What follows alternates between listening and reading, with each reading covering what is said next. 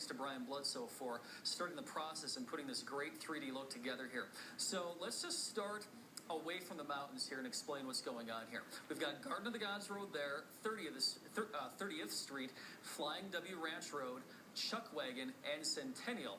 And then we have Gateway Road here to the south, and down there, that's the Glen Erie. I can't remember if it's lakes or reservoirs. I'm probably wrong on both, but you get the idea.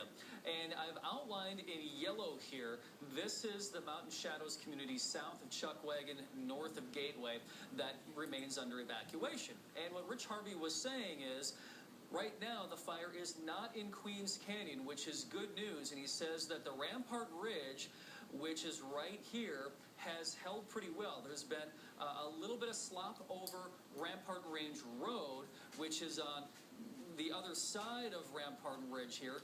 You can't see it because of the 3D look here, but Rampart Ridge has held, and they're going to continue to do their very best to make sure that holds. It's a real high priority, and based on the tone and the language that was used, I got the impression that that's their number one priority today, to keep the fire from going into Queens Canyon.